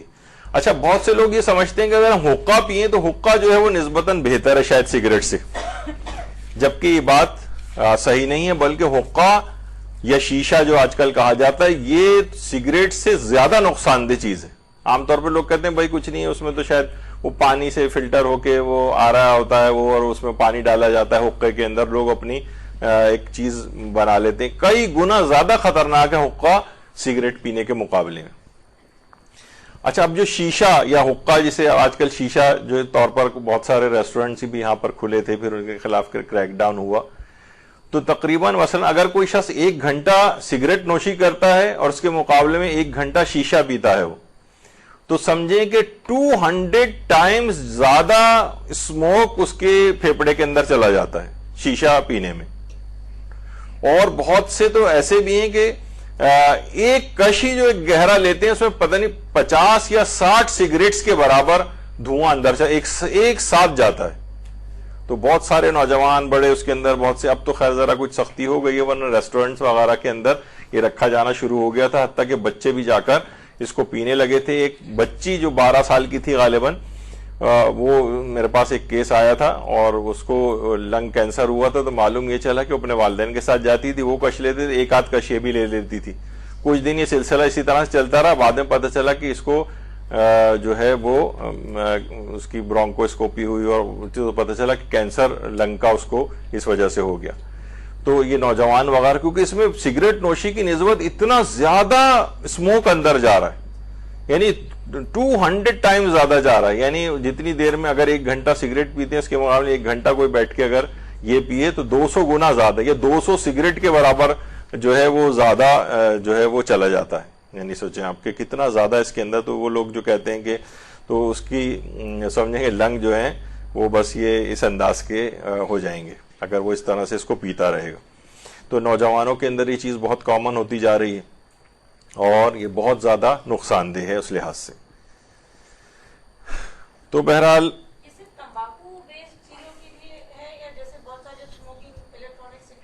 ابھی آ رہی ہیں سب چیزیں آ رہی ہیں. ابھی میں نے کہا نا, ابھی آج صرف سگریٹ کے متعلق ہم بات کریں گے. اس کے علاوہ جتنی اور بھی چیزیں ہیں, وہ جتنی بھی نشاور چیزیں, مثلا پان کے متعلق, اور اچھا اس میں جو سگریٹ ہے اس میں وہ سب چیزیں آ جائیں گی, بیڑی ٹائپ کی چیز بھی آ جائے گی, وہ بھی سمجھیں سگریٹ کے حکم کے اندر ہے. اور جو اور بھی اس طرح سے جو دخانیت, جب بھی ہم اس کے اندر یہ شیشہ اور حقہ ٹائپ کی چیز بھی اسی کے اندر لے آئیں. تو رہبر معظم سے بھی بہت سارے سوالات اس سلسلے میں جو ہے وہ کیے گئے ہیں، تو اس میں بھی انہوں نے یہی بات کہی ہے کہ اصل چیز جو ہے اس کے اندر جو ہے نقصان کا پایا جانا ہے، اور یہ ہر شخص مکلف خود طے کرے گا کہ مجھے کس قدر نقصان ہے۔ تو آپ نے دیکھا کہ صرف شیشہ پینے سے سمجھیں 100 یہ اتنی سگریٹ، یہ صرف 1 گھنٹے کے شیشے پینے کے اندر 100 200 بلکہ 200 کے قریب سگریٹ جو ہے وہ ایک وقت میں انسان نے کنزیوم کر لیا، جو وہاں بیٹھ کے نوجوان اس انداز سے سگریٹ پی رہے ہوتے ہیں۔ یعنی یہ سوچیں کہ ایک ہی وقت میں وہ اتنی ساری سگریٹ جو ہے وہ جلا کے اپنے اندر لے کے جا رہا ہے۔ یہ اس کانسیپٹ کے لحاظ سے میں نے بتایا کہ لوگ کہتے ہیں اس میں تو چلیں کوئی بات نہیں ہے، حقہ پیا جا سکتا ہے، یہ اتنا نقصان دہ نہیں، یہ بھی اتنے ہیں، بلکہ بہت اس سے بھی کئی زیادہ نقصان دہ خواتین بھی اس کے اندر آ گئی ہیں، اور وہ بھی بیٹھ کے وہاں پر ایک فیشن کے طور پر ایک ہونے لگا ہے کہ بھئی چلیں ہم بھی کچھ کش لگا لیں اس طرح سے۔ بزرگ حضرات بیٹھے جو حقہ گڑگڑاتے رہتے تھے پہلے، تو وہ بھی اسی انداز سے نقصان دہ چیز ہے، اور دیہاتی خواتین کے اندر بھی حقہ پینا آج بھی بہت عام ہے، اور بزرگ حضرات بھی پیتے ہیں اس انداز سے۔ دکانیں جو کھل گئی ہیں بہرحال، لیکن اب یہ کہ اس کے اوپر کریک ڈاؤن ہوا ہے، بہت ساری جگہوں پہ قانون نافذ کرنے والے اداروں نے کچھ پابندیاں لگائی ہیں، لیکن بس وہ کاسمیٹک پابندی ہیں، ہر چیز اپنی راہ خود نکال لیتی ہے، انہوں نے اور متبادل راہیں ڈھونڈ لی ہیں۔ تو بس یہ سمجھیں یہ کہ جو شیشہ یا حقہ ہے وہ اس طرح دیکھ لیجئے کہ وہ ایک سمجھیں ایک فائر ہو رہا ہے اندر، اور وہ ہلاکت خیز اس کا باعث بنے گا۔ اچھا، اب ایک بڑا معرکۃ العارہ مسئلہ خاص طور پر ان افراد کے لیے ہوتا ہے کہ جو کہ حالت روزہ میں سگریٹ پینے چاہتے ہیں۔ تو حالت روزہ میں سگریٹ پینے کا حکم یہ ہے کہ آغا سیستانی سے بھی یہ سوال پوچھا گیا، تو فرماتے ہیں کہ احتیاط واجب کی بنا پر حالت روزہ میں اگر کوئی شخص سگریٹ پیے تو اس کا روزہ باطل ہو جاتا ہے۔ حالت روزہ میں سگریٹ پینے سے روزہ باطل ہے، اور یہی رہبر معظم کا بھی ہے، بلکہ تمام مراجع کا، موجودہ جو مراجع ہیں ان سب کا نظر یہی ہے کہ احتیاط واجب کی بنا پر اس کا روزہ باطل ہو جائے گا۔ اچھا، اب لوگ یہ پوچھتے ہیں کہ باطل تو ہو جائے گا، کیا پھر اس کی قضا کرنی پڑے گی، کفارے دینے پڑیں گے؟ تو آیت اللہ خوئی اور آیت اللہ سیستانی کے فتوے میں احتیاط واجب کی بنا پر روزہ باطل ہے، اور اس کی قضا انجام دینی ہوگی، اس کی قضا احتیاط واجب کی بنا پر انجام دینی ہوگی، اور البتہ فرماتے ہیں کفارہ کوئی نہیں۔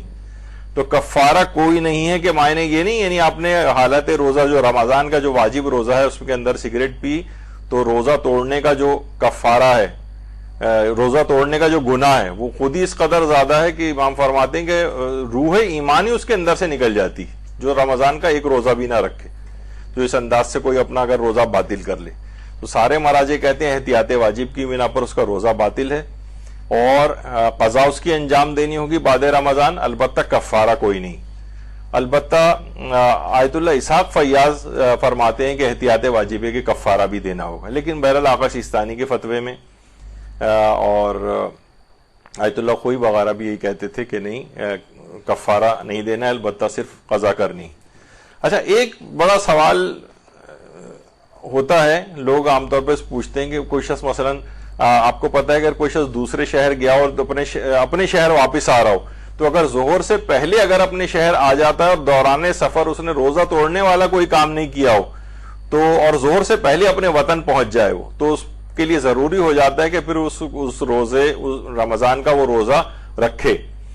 اچھا، لیکن لوگ کہتے ہیں ہم نے اور تو کوئی کھایا پیا نہیں، صرف ہم نے ایک سگریٹ پی تھی دوران سفر میں، تو آقا سیستانی فرماتے ہیں کہ احتیاط واجب کی بنا پر اس دن کا روزہ وہ رجائے مطلوبیت کی قصد سے رکھے گا، اور بعد میں اس کی قضا بھی کرے گا۔ یعنی وہی والی بات ہو گئی کہ سگریٹ اگر آپ نے پی لی تو روزے کی قضا کرنی ہے، اور احتیاط واجب کی بنا پر رجائے مطلوبیت کی نیت سے اس روزے کو کنٹینیو بھی کرے۔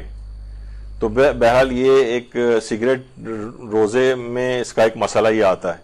لوگ کہتے ہیں آپ نے کہا کہ احتیاط واجب ہے، احتیاط واجب میں تو دیگر مجتہدین کی طرف رجوع بھی ہو سکتا ہے جو کہ اس کی اجازت دیتے ہوں، تو کوئی ایسے مجتہد آج کل ہیں؟ تو کوئی مجتہد آج کے دور میں ایسا نہیں ہے جس میں احتیاط واجب میں رجوع کیا جا سکے اور حالت روزہ میں سگریٹ پینے کی اجازت مل سکے۔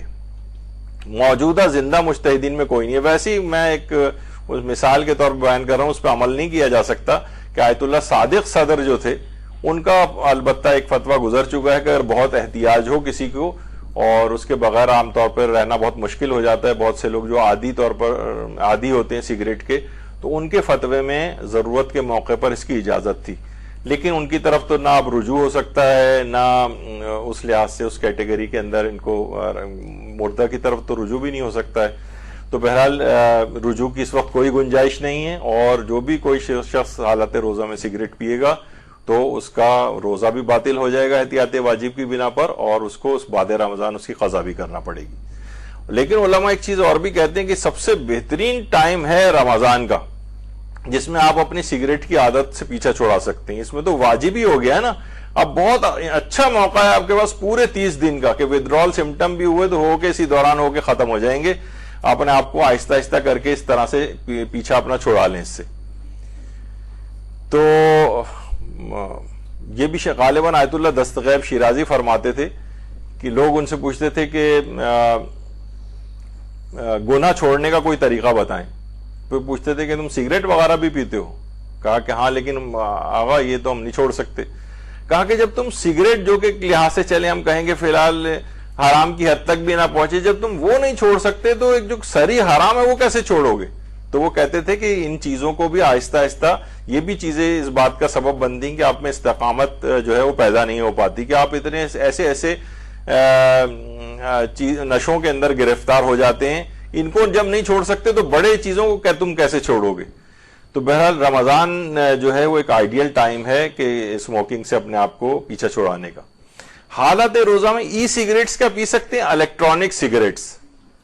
یہ ایک بڑا لوگ کہتے ہیں کہ بھائی یہ تو اس طرح کا تمباکو جس طرح دھواں اس میں نکل رہا ہوتا ہے ایسا تو نہیں ہے.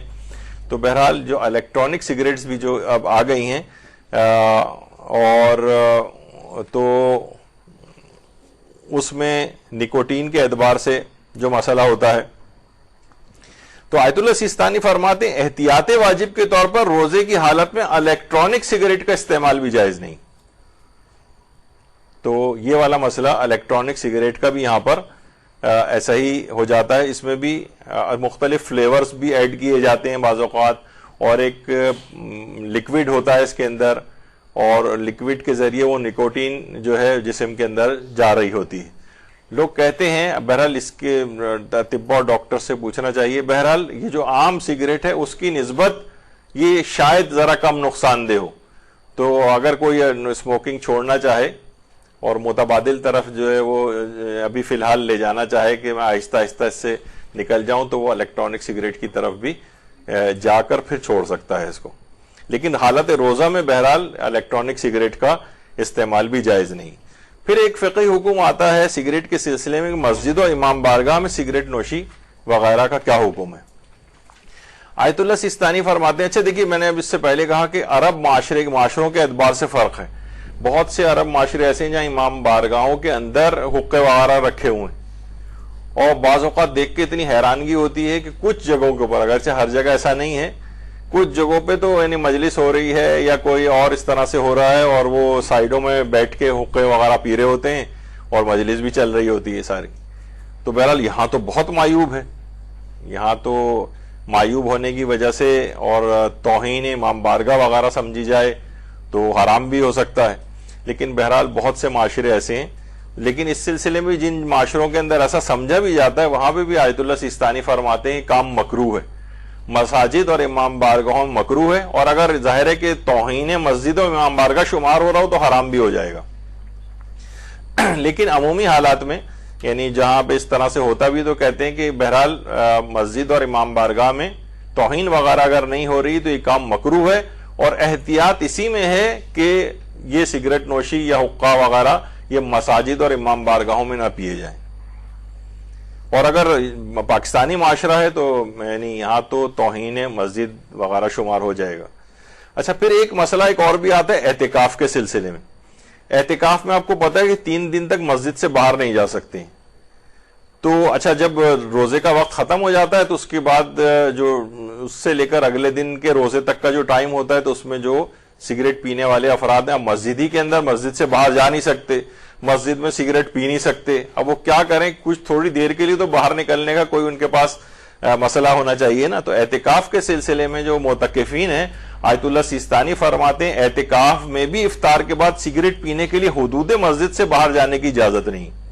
اچھا حدود مسجد سے مراد وہ والا ایریا نہیں کہ مسجد ہوتی ہے پھر جہاں چپل اتار کے لوگ پھر نیچے اترتے ہیں, پھر باہر کا ایریا بھی پورا مسجد ہے جو بہت بڑی جو 4 دیواری کے اندر ہوتا ہے. تو لوگ کہتے ہیں یہ بھی تو مسجد ہے یہاں چلے جاتے ہیں ہم. نہیں, مسجد سے مراد وہ جگہ ہے کہ جہاں پر, یعنی آپ کو سمجھانے کے لحاظ سے کہہ رہا ہوں, ویسے ہی تو یہ ہے کہ مسجد وہ ایریا کہلاتا ہے جو کہ وقف کرنے والے نے مسجد کے طور پر وقف کیا ہو.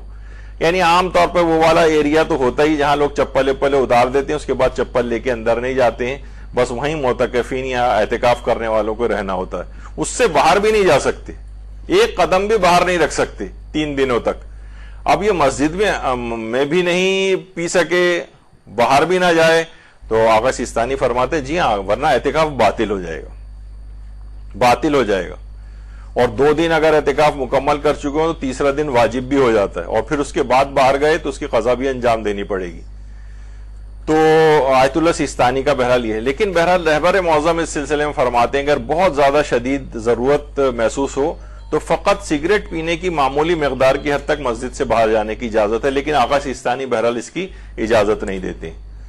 اچھا پھر ایک اور چیز بھی ہے, سگریٹ چھوڑنے کے لیے نظر, قسم اور عہد کرنا. مثلا میں نظر کرتا ہوں اللہ کا نام لے کر, میں قسم کھاتا ہوں یا میں عہد کرتا ہوں کہ میں سگریٹ نہیں پیوں گا, تو اس کی پاسداری کرنا واجب ہو جاتی, کیونکہ عقلی اعتبار سے سگریٹ نوشی کو ترک کرنا ایک اچھی چیز ہے.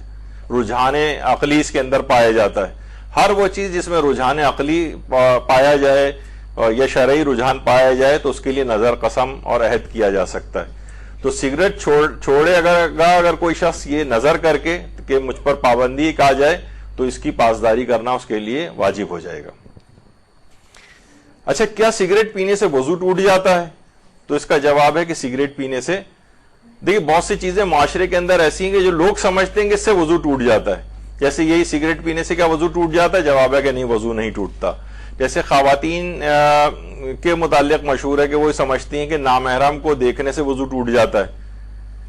یہ تو خیر ہرگز بھی نہیں ٹوٹتا نامحرم کو دیکھنے سے, لیکن نامحرم کے سامنے بھی اگر کوئی عورت وضو کرے تو یہ گناہ تو ہے. یعنی ظاہر ہے وہ اپنے ہاتھوں کو کھولے گی, ہاتھوں کلائی تک دھونے کے لیے یا اپنے سر کا مسح کرنے کے لیے سر اس کو ظاہر کرنا پڑے گا. تو یہ عمل اگرچہ حرام ہے لیکن اس سے وضو باطل نہیں ہوتا ہے. یہ بہت ساری جگہوں پہ عام طور پر جیسے سفر زیارات وغیرہ ہے تو خواتین کہیں پہ بھی بس رک گئی اور وہاں جلدی جلدی وضو کرنا ہے اور کوئی الگ مردوں سے سیپریٹ انتظام نہیں ہے, تو خواتین وہیں مردوں کے ساتھ ہی کہیں پہ بھی وضو کرنا شروع ہو جاتی ہیں.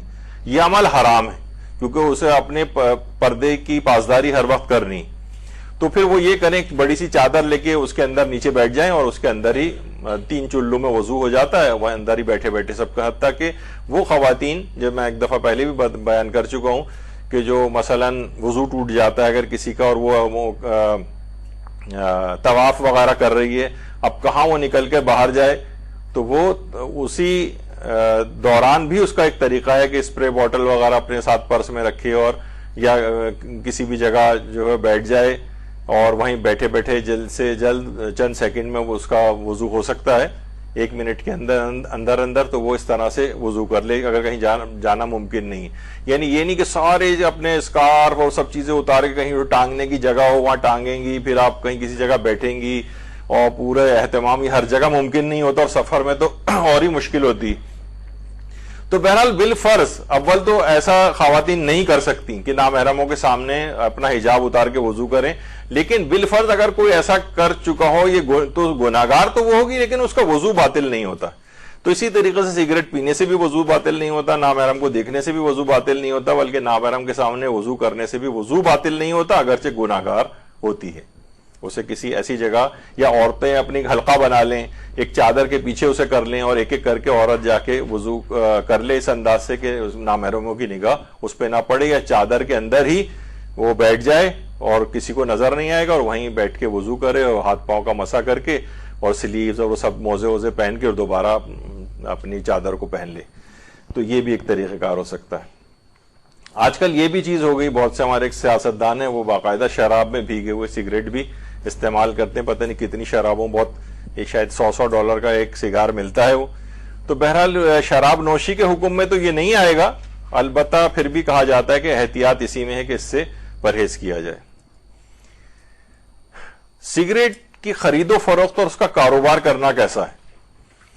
اچھا، سگریٹ کی خرید و فروخت اور کاروبار آیت اللہ سیستانی کے فتوے میں جائز ہے، اور یہ ہر شخص کا اپنا مکلف ہے. وہ انہوں نے کہا کہ خود چیک کرے جو پینے والا ہے کہ اسے کتنی سگریٹ اس کے لیے نقصان دہ تو اس اعتبار سے، لیکن کاروبار کرنا اس کا جائز ہے. اور فی نفس ہی رہبر معظم کے نزدیک بھی سگریٹ نوشی کا کاروبار ویسے جائز ہے، لیکن وہ یہ فرماتے ہیں کہ مقررات اور قوانین کے تابع بھی ہے. یعنی اگر گورنمنٹ نے سلسلے میں کوئی پابندی لگائی ہوئی ہے تو قانون کی پاسداری وہ کرنی واجب ہے، اور اس حد تک تو آغا سیستانی بھی کہتے ہیں. لیکن عام طور پر حکومتوں میں یہ سلسلہ اتنا نہیں ہے، اور اس میں ریلیکسیشن ہے کافی، کسی بھی جگہ اس کو ممنوع قرار نہیں دیا گیا ہے، تو اس لحاظ سے سگریٹ کی خرید و فروخت اور کاروبار میں حرج نہیں. ایک مسئلہ اتنی ایسی چیز ہے کہ کیا کوئی عورت نکاح کی شرائط میں ترک سگریٹ نوشی کی شرط رکھ سکتی ہے؟ مثلا میں کوئی رشتہ آیا ہوا ہے اور وہ سگریٹ پیتا ہے، تو کیا کوئی عورت یہ شرط رکھ سکتی ہے میں اس شرط پہ اس سے نکاح کروں گی؟ نکاح نامے میں باقاعدہ دیکھیے بہت ساری چیزیں شرطیں رکھی جا سکتی ہیں. ہم نے بھی آغا سیستانی کے جو نمائندے ہیں خاص استفتاحات سیکشن کے، ان سے جب یہ سوال پوچھا کہ اس سلسلے میں آیت اللہ سیستانی کی نظر کیا ہے، انہوں نے کہا کہ جی ہاں، یہ شرط رکھی جا سکتی ہے اور واجب ہے اس شرط کی پابندی کرنا اس شخص کے لیے کہ جس نے اس شرط کو قبول کرتے ہوئے نکاح کیا ہے اس عورت کے ساتھ. تو دیکھیے بہت ساری نکاح کی شرائط ایسی ہیں کہ جو کہ شرط کے طور پر رکھی جا سکتی ہیں، جیسے یہی، یا مثلا خواتین یہ ضمناً بیچ میں آ رہی ہے چیز کہ خواتین حق طلاق کی وکالت کی شرط رکھ سکتی ہیں. آج کل جس اعتبار سے کیسز آ رہے ہیں، اگر جہاں تک بھی چیز ممکن ہو یہ خواتین کو اپنے نکاح کے اندر اس لحاظ سے شرط کے طور پر رکھ لینی چاہیے، یا تو مطلق طور پر یہ اس بات کا حق طلاق وکیل بن کر اس کی طرف سے مطلق طور پر بھی لے سکتی ہے اور مشروط طور پر بھی لی جا سکتی ہے. کیونکہ بہت سی خواتین چھوٹی چھوٹی باتوں پہ کہیں طلاق نہ لینا شروع ہو جائیں تو مثلا تشخیص دی جا سکتی ہے. اگر 3 علماء مثلا تشخیص دے دیں کہ اس صورت میں اس کے طلاق اتنے ظلم کر رہا ہے کہ اب طلاق ہو جانی چاہیے، تو پھر طلاق کا صیغہ پڑھ دیا جائے گا چاہے شوہر تیار نہ بھی ہو. تو یہ بہت ساری چیزیں آپ اپنے لیے خود ہی شریعت نے سہولیت دی ہے. بہت سے لوگ کہتے ہیں کہ بھائی عورت کے ہاتھ میں طلاق کا اختیار کوئی نہیں ہے تو مرد بالکل عورت کو مجبور کر دینے کے برابر ہے. تو اسلام نے پہلے سے آپ کو اختیار دیا ہے، بس آپ کے پاس معلومات نہیں تھی، قانون کی آپ نے استعمال نہیں کیا، ورنہ نکاح کے وقت یہ شرط رکھی جا سکتی تھی. اچھا، کیا یہ شرط رکھی جا سکتی کہ یہ دوسری شادی نہیں کرے گا؟ تو آیت اللہ سیستانی بلکہ رہبر معظم اور امام خمینی کے علاوہ سب کہتے ہیں کہ یہ والی شرط بھی رکھی جا سکتی ہے، اور مرد کے لیے واجب ہو جائے گا کہ اس شرط کی پابندی کرے. لیکن اگر بہرحال اس نے مخالفت کر دی اور دوسری شادی کر لی تو ان لوگوں کے نکاح پہ کوئی فرق نہیں پڑے گا، اور نہ وہ دوسرا نکاح باطل ہوگا، البتہ یہ شخص گناہگار ہو جائے گا. لوگ کہتے ہیں گناہگار ہو جائے گا، یہ تو کوئی خاص بات نہیں ہے. یہی سب سے بڑی اور خاص بات ہے. اللہ کی نافرمانی، ایک عہد جو اس نے کیا تھا اس کی پاسداری نہیں کی، کیا اس کو عذاب بھگتنا پڑے گا اس کا؟ بہرحال وہ کہتے ہیں کہ یہ والی شرط عورت رکھ سکتی ہے اور اس کی پابندی بھی کرنی ضروری. لیکن رہبر معظم کہتے ہیں یہ والی شرط، اور امام خمینی بھی کہتے تھے کہ یہ والی شرط باطل ہے، کیونکہ دوسری شادی اس کا ویسے اختیار ہے تو اسے اختیار سے اور حق سے اسے محروم نہیں کیا جا سکتا، تو یہ والی شرط ہی باطل ہے. لیکن آغا سیستانی اور دیگر اور جو سب مراجع کی ایک بڑی طویل فہرست ہے، وہ سب یہ کہتے ہیں کہ نہیں، یہ والی شرط رکھی جا سکتی ہے اور اس کی پابندی بھی مرد کے لیے کرنی واجب ہے. تو یہ عورت نکاح میں سگریٹ نوشی یہ شخص ترک کرے گا اور آئندہ سگریٹ نہیں پیے گا، مجھے پسند نہیں ہے، تو یہ اگر قبول کر لیتا ہے تو اس شخص پر واجب ہو جائے گا کہ ساری زندگی اس کی پاسداری کرے اور سگریٹ نوشی نہ کرے. یہ بھی اس سے ریلیٹڈ ایک چیز آتی ہے. اچھا، کیا نو اسموکنگ ایریاز کے مقررات کی پابندی لازمی ہوتی ہے؟ مثلا بہت سے آپ دیکھتے ہیں کہ اداروں میں جاتی ہیں، بینکس میں آپ جاتی ہیں، وہاں نو اسموکنگ ایریا اس کو قرار دیا ہوتا ہے. جہازوں کے اندر نو اسموکنگ ہوتا ہے، ہاسپٹلز کے اندر جو ہے وہ اسموک کرنا تو ہر جگہ لکھا ہوا بھی ہوتا ہے اس کو. تو جی ہاں، اس کی پابندی اس لحاظ سے لازم ہے. اور عمومی مقامات پر سگریٹ پینے کا وہی والا حکم ابھی آ جائے گا کہ یعنی یہ جس کو ہم پیسیو اسموکنگ کہتے ہیں کہ یہ خود بھی بہت اس لحاظ سے نقصان دہ ہوتی ہے کہ ہر جگہ اتنا دھواں اور دیگر لوگ بھی اس سے متاثر ہوتے ہیں اور ان کو بہت اذیت بھی اس سلسلے میں ہو رہی ہوتی. اور قرآن کی آیت بھی ہے، مومنین اور مومنات کو جو لوگ اذیت پہنچاتے ہیں تو اسم مبینہ یہ بہت بڑا گناہ ہے. اور پیغمبر اسلام کی وہ حدیث بھی یہاں پر آتی ہے، لا ضرر ولا ضرار فی الاسلام. اسلام میں نہ تو نقصان دینے کا حکم ہے نہ نقصان اٹھانے کا حکم ہے. ٹھیک ہے ہم کہہ رہے ہیں کہ ہمیں فی الحال نقصان نہیں ہو رہا، لیکن دوسروں کو نقصان ہو رہا ہے، ان کو تکلیف ہو رہی ہے، ان کو اذیت ہو رہی ہے، ان کو نقصان ہو رہا ہے، ان کو تو بہت بڑا اس لحاظ سے یہ گناہ بن سکتا ہے. اچھا اب یہ کہ جناب سگریٹ نوشی کیسے چھوڑیں؟ تو ایک تو استاد شہید سبت جعفر مرحوم کہتے تھے کہ سگریٹ نوشی چھوڑنا کوئی مشکل بات نہیں. ہمارے والد 25-30 مرتبہ سگریٹ چھوڑ چکے تھے، کوئی ایسی بڑی بات نہیں. تو بہرحال سگریٹ نوشی بہت سے لوگ تو ایک ٹیچر تھی، انہوں نے تجربہ کر کے دکھایا سگریٹ نوشی کے نقصانات بتانے کے لیے کہ یہ دیکھیے یہ سگریٹ کا دھواں ہے، اس میں ہم نے یہ والا کیڑا رکھا، تھوڑی دیر میں دیکھا کیڑا مر گیا. تو کہا بچوں اس سے آپ کو کیا سبق ملا؟ بچوں نے کہا اس سے سبق یہ ملا کہ اگر کوئی شخص سگریٹ نوشی کرے تو اس کے پیٹ کے کیڑے ختم ہو جاتے ہیں. تو اس سے پازیٹیو پہلو کوئی نہ دینے لگے کہ وہ سگریٹ نوشی جو ہے وہ. تو سگریٹ نوشی کیسے چھوڑیں؟ تو ایک سب سے پہلی بات تو واقعتاً امام زین العابدین علیہ الصلوۃ والسلام فرماتے ہیں مجھے تعجب ہے اس شخص پر جو بیماریوں کے خوف سے کھانوں سے تو پرہیز کرتا ہے مگر خدا کی سزاؤں کے خوف سے گناہوں سے پرہیز نہیں کرتا ہے. یعنی ابھی کتنی آپ نے دیکھا کہ جناب یہ نقصان ہو جائے گا اور وہ نقصان ہو جائے گا اور یہ دل کی بیماریاں اور اس کی وجہ سے آپ سگریٹ نوشی کو ترک کر رہے ہیں. تو یعنی وہ گناہ کو البتہ آپ نہیں چھوڑ رہے کہ جس کے کتنے عذاب بتائے گئے ہیں قرآن و حدیث کے اندر کہ تمہیں یہ اور وہاں کے تو عذاب علیم اور شدید ترین عذاب جو ہے وہاں پر دیے جائیں گے ان گناہوں کے، اس سے انسان نہیں چھوڑ رہا ہے اس کو. تو بہرحال یہ کہ یہ اس کو بھی سوچنا چاہیے اس کے ساتھ. تو جیسے اس سے پہلے ہم نے ذکر کیا تھا کہ ودڈرال سمٹمز کچھ ہوتے ہیں. ظاہر ہے نکوٹین تو جناب اس کو بہت ہی چڑچڑا ہو رہا ہے اور اس کو نیند اڑی جا رہی ہے اور سر میں درد ہو رہا ہے اور کسی چیز پہ کنسنٹریشن نہیں کر پا رہا ہے اور بعض اوقات بہت سے لوگوں کو متلی ہونے لگتی ہے. لیکن میں نے کہا کہ سب زیادہ تر ایک ہفتے یا بہت ہوا تو 1 مہینے تک ہوتے ہیں، کم و بیش کسی کو کم ہوتے ہیں کسی کو کچھ ہوتے ہیں. بہرحال سگریٹ نوشی اس لحاظ سے چھوڑی جا سکتی ہے.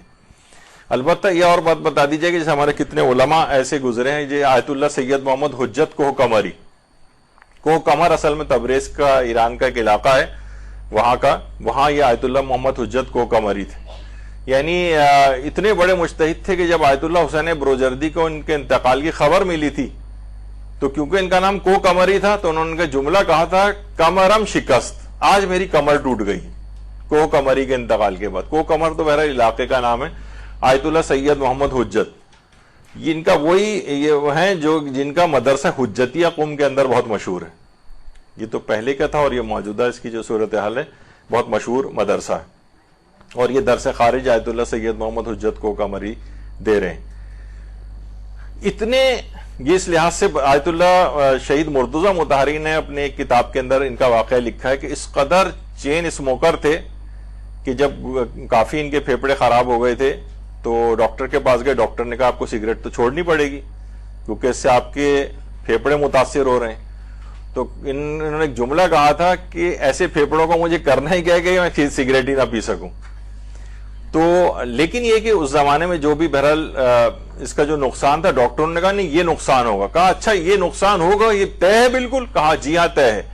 تو انہوں نے ان کی مثال دی جاتی اسی وقت اسی سیکنڈ انہوں نے سگریٹ چھوڑ دی تھی. یعنی اتنا سختی کے ساتھ دین کی کہ جب معلوم ہے کہ اس کا نقصان متحقق ہو گیا ہے. ایک تو یہ کہ ہوگا مستقبل میں ہوگا. اس زمانے میں اصل میں پرانے ادوار تھے، اتنے ڈیٹا اور چیزیں جمع نہیں تھیں اور اتنا اس کے متعلق چیزیں جمع نہیں ہوئی تھی. جیسے کہ آیت اللہ ناصر مکارم نے کہا کہ پہلے ہم نے یہ دیا تھا لیکن اب نقصانات بہت واضح ہو گئے. لیکن اس زمانے میں اتنے زیادہ واضح نہیں تھے تو علماء نے صریحاً اس کے حرام ہونے کا فتویٰ بھی نہیں دیا. تو اس طرح سے بھی لوگوں نے سگریٹ چھوڑی. ہمارے مدرسۃ القائم کے جو سرپرست اعلیٰ حجت الاسلام والمسلمین مولانا غلام علی وزیری صاحب قبلہ خدا ان کو طول و عمر نصیب فرمائے اور صحتیابی عطا کرے. آج کل بیمار رہتے ہیں اس وجہ سے آپ لوگوں کی خدمت میں یہاں حاضر نہیں ہو سک رہے ہیں درس وغیرہ کے لیے. تو ان کے متعلق بھی یہی ملتا ہے کہ مولانا بھی بہت پیا کرتے تھے اور پھر جب ڈاکٹر نے کہا نہیں اب بائی پاس بھی ہوا پھر اس کے بعد ان کا تو کہا نہیں پی سکتے اب آپ. انہیں اسی وقت مولانا نے سگریٹ چھوڑ دی. جیسے ہی ان کو نقصان کا اپنے وہ ہوا بلکہ کہہ رہے تھے کہ شاید میری نگاہ میں تو میں غیر عادل ہو جاؤں گا، یعنی لوگ عدالت کی وجہ سے میرے پیچھے نماز پڑھتے ہیں، اور جب مجھے پتا ہے کہ اس سے مجھے نقصان ہوگا پھر بھی اگر میں نے جاری رکھا تو میں صفت عدالت سے نہ نکل جاؤں۔ تو اس طرح سے بھی لوگوں نے چھوڑی ہیں سگریٹس ایک سیکنڈ کے اندر۔ دیکھ طریقہ یہ بھی، بہت سی خواتین بہت پریشان ہوتی ہیں تو اپنے شوہروں کے ساتھ پھر یہ والا سلوک کرتی ہیں، منہ پہ ایک جنگلہ ان کے تان دیا جاتا ہے کہ آپ کم سے کم یہ سگریٹ اس انداز سے نہیں پئیں گے۔ بہت سے لوگ کہتے ہیں کہ جناب یوگا اگر کر لیا جائے تو یوگا سے بھی جو ہے سگریٹ نوشی سے انسان بچ سکتا ہے کچھ دنوں بعد، لیکن کچھ لوگ یہ کہتے ہیں کہ صاحب نے کیا تھا 1 سال تک یوگا کرتے رہے، لوگوں نے پوچھا کہ آپ سگریٹ چھوڑ دی؟ انہوں نے کہا نہیں، بلکہ یہاں تک ہونے لگا کہ اب میں سر کے بل کھڑا ہو کر بھی سگریٹ پی سکتا ہوں، اس سے فرق یہ پڑ گیا ہے۔ تو بہرحال سگریٹ یوگا سے بھی کچھ لوگ کہتے ہیں کہ بہرحال اس سے فائدہ ہوتا ہے۔ سگریٹ کے متبادل وہ ہے نا کہ نعم البدل کو دیکھ کے توبہ کرے گا میر، یعنی کوئی نہ کوئی نعم البدل بتایا جائے ان کو، پھر وہ توبہ کریں گے۔ تو سگریٹ کے متبادل جو چیزیں، بہرحال اب تو بہت ساری چیزیں آ گئی ہیں، نکوٹین پیچ آ گیا ہے کہ ٹھیک ہے دھواں براہ راست نہیں، لیکن وہ سلو ریلیز نکوٹین اس میں سے جسم کے اندر جاتی ہے، اور وہ سمٹمز آپ کے جو ودرول کے ہوتے ہیں اس کے وہ کنٹرول ہو جاتے ہیں۔ اس کی چیونگمز بھی آ گئی ہیں، کچھ اس کے اسپریز بھی آ گئے ہیں، نیزل اسپریز بھی آ گئے ہیں، لوزنجز بھی ہیں، بہت ساری وہ ڈاکٹر حضرات سے ڈسکس ہو سکتی ہیں کہ کیا چیز کی جائے۔ تو دکانوں کے اندر اس طرح سے بہت سے دکان میں جو سگریٹ ہوتی ہیں فَبِأَيِّ آلَاءِ رَبِّكُمَا تُكَذِّبَانِ کی بھی لگا ہوئی ہوتی ہے آیت، پان، سگریٹ، چھالیاں، ساری چیزیں یہاں پہ دستیاب ہیں۔ تو سگریٹ اس طرح سے بنا کر دینا، تو یہ بھی بہت سارے صاحبان ایمان نے سوالات کیے ہیں مراجع سے، اتنا وقت ہمارے پاس نہیں کہ سب کو پڑھیں، لیکن بہرحال کہ رہبر معظم نے بھی اس کی خرید و فروخت کے لحاظ سے، البتہ یہ کہ بہت سی حکومت ایسی کہ جہاں پر اس کی پابندی بھی قانون کے اندر ہے تو وہاں قوانین کے لحاظ سے اس کی پاسداری کی جائے، لیکن اصلاً اس کی خرید و فروخت کے اندر یہ حلال ہے، اس سے جو انکم بھی ہوتی ہے وہ بھی حلال شمار ہوتی ہے۔ ایک سوال بس آخری میں یہ بچتا ہے کہ بہت سے علماء پھر سگریٹ کیوں پیتے ہیں؟ جیسے کہ ابھی آپ نے سنا کہ بہت سے علماء پہلے بھی پیتے تھے، چین اسموکرز بھی تھے، ابھی بھی پیتے ہیں، تو ان کے فتوے میں جب تک کہ انہیں اطمینان اور یقین نہیں ہو جاتا کہ مجھے اتنا پینے سے نقصان ہوگا، یہ ہر شخص کے مکلف کا اپنا ذاتی مسئلہ ہے، سوائے صرف آیت اللہ ناصر مکارم شیرازی کے، صرف انہوں نے یہ بات کہی ہے کہ بس اب پینا حرام قرار دے دیا اپنے مقلدین کے لیے، چاہے ابتدائی طور پر ہو چاہے معتاد ہو، یعنی پہلے سے پیتا آ رہا ہو۔ لیکن بعض علماء وہی کہتے ہیں کہ نقصان کو دیکھا جائے گا، جس کی بھی ہم نے تفصیل بیان کی کہ جس قدر زیادہ نقصان ہوگا، کتنی زیادہ پینے میں نقصان ہوگا اور کتنی مدت پینے میں نقصان ہوگا، اس کے اعتبار سے یہ حکم تبدیل ہوتا رہے گا۔ بہرحال زیادہ بہتر یہی ہے کہ کسی قانونی پیچیدگی میں پڑے بغیر بہرحال اس کا نقصان دہ ہونا تو ثابت شدہ امر ہے، ٹی وی پر اور رسالوں میں اور ہر جگہ انسان تھوڑی سی بھی مطالعہ کرے تو اس بات کو پڑھ سکتا ہے، اور کوئی فائدہ کوئی بھی نہیں ہے سوائے کہ اس کے عادی ہو گئے، اور عادی ہونے میں بھی لوگ کہتے ہیں کہ چھوڑیں گے کیسے، تو ہفتہ اور 1 مہینے سے زیادہ ٹائم نہیں لگے گا ان چیزوں کو چھوڑنے میں، اور اپنی صحت، پیسے اور سب کو بچایا جائے، اور ایسے ہسپتالوں کا وزٹ کر لیا جائے جہاں جو کینسرز کے ٹرمینلی ال پیشنٹس ہیں، جا کے ایک دفعہ وزٹ کر کے انسان دیکھ کے آ جائے، کہیں بہتر نہیں ہے کہ اس چیز کو ابھی چھوڑ دے بنسبت کہ اس مرحلے تک کسی شخص کو جانا پڑ جائے۔ آپ دیکھ رہے ہیں کروڑوں بلکہ 1 ارب تک تعداد اس کی 21 سینچری کے آخر تک جو ہو جائے گی مرنے والوں کی، تو یقیناً اس کا نقصان بہت زیادہ ہے، جس سے اپنے آپ کو بچانے کی پوری کوشش کرنی چاہیے۔ یہاں پر سگریٹ کی حد تک جتنے ممکنہ مسئلے تھے وہ سارے آپ کی خدمت میں ہو گئے۔